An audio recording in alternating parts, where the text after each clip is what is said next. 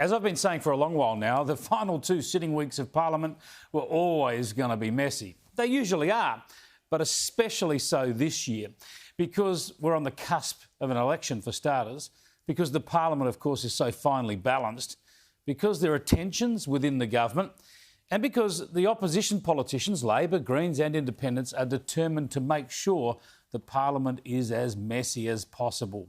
Their election strategy is more about personal attacks on government members and the Prime Minister rather than engaging in a policy debate. So we get a situation in Canberra where all sorts of people with all sorts of gripes make strategically timed hits with media coverage in mind and often media complicity in play. So let's have a look at the controversies, the drama, the grubby politics, or perhaps the tragic comedy that played out today. First, there was outrage over an exchange that occurred in the Senate last night.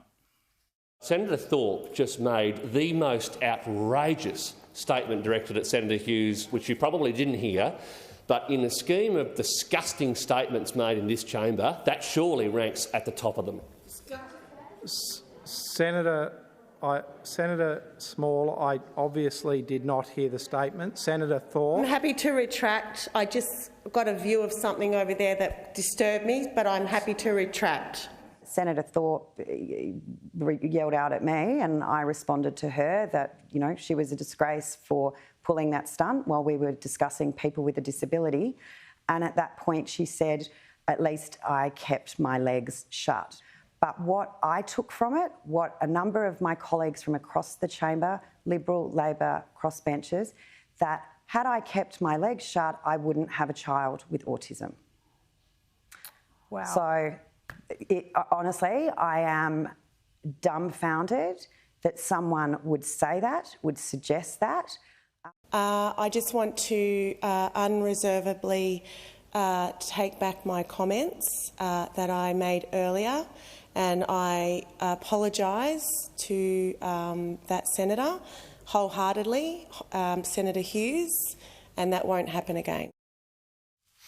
The National Parliament, the Australian Senate, our paid elected officials. Just extraordinary stuff, isn't it? Such an edifying display. Senator Hughes told me just last Tuesday that stinging criticism of parliamentary behaviour was overblown.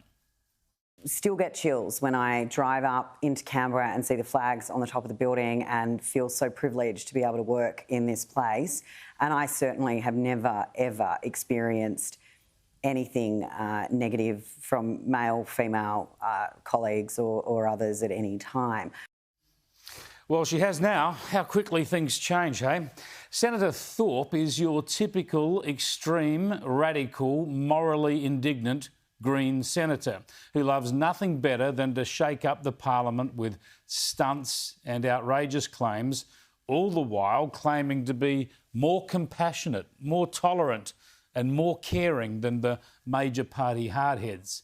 She declined our request for an interview today, as did the Greens leader and other Greens senators, including Sarah Hanson-Young, who just 2 days ago was calling out a coalition senator for making a growling noise.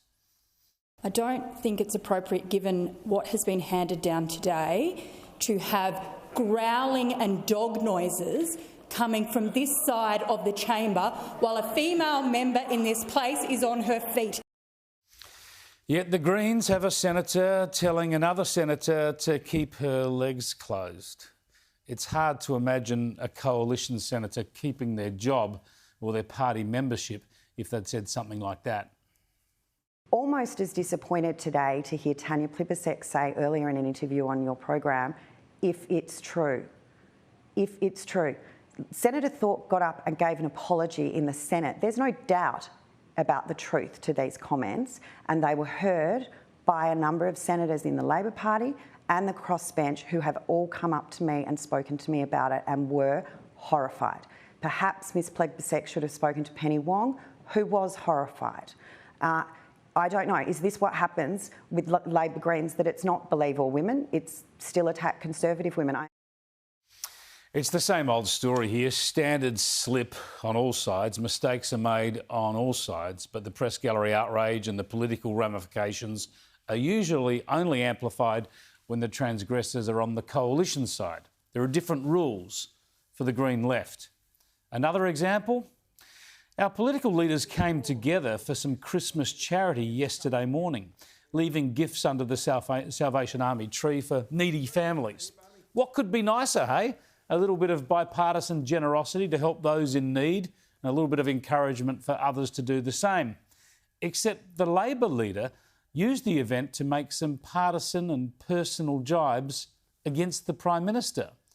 Anthony Albanese included gifts designed to sledge Scott Morrison and obviously briefed all this out to journalists to make sure that it was noticed in the media. A fire truck to again try to taint the PM over deadly bushfires. An Eiffel Tower and submarine to remind people the French president called our PM a liar. And a solar windmill, which no doubt will help to save the planet. Look, this stuff is just so cheap and nasty and would be called out as such by the media and slammed if it came from the coalition side. I just think mainstream Australians would see this as uncharitable and un-prime ministerial from Anthony Albanese. And it suggests that Labor is on France's side when it comes to the subs.